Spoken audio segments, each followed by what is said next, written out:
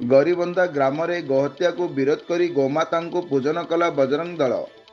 ଗଜପତି ଜିଲ୍ଲା କାଶୀନଗର ବ୍ଲକ ଅନ୍ତର୍ଗତ ଗରିବନ୍ଧା ଗ୍ରାମରେ ଆଜି 11ଟା ବେଳେ ଗୋହତ୍ୟାକୁ ବିରୋଧ କରି ମୃତ ଗୋମାତାଙ୍କୁ ପୂଜନ କରିଛି ବଜରଙ୍ଗ ଦଳ। ସୂଚନା ଥାଉ କି ଗତ ଦିନରେ କାଡମୁ ଉତ୍ସବରେ ଗୋ ମାଂସ ବିକ୍ରି କରିବା ନେଇ କିଛି ବ୍ୟକ୍ତି ଦୁଇଟି ଗାଈକୁ ମାରିଥିଲେ।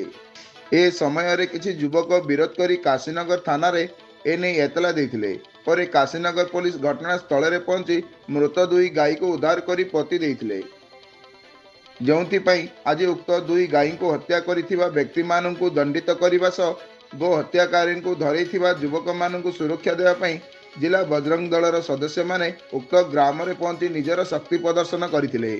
ଏଥିସହ ଗୋମାତାଙ୍କ ପୋତାଯାଇଥିବା ସ୍ଥାନରେ ପୂଜା ଆଦି କରି ଶ୍ରଦ୍ଧାଞ୍ଜଳି ଜ୍ଞାପନ କରିଥିଲେ।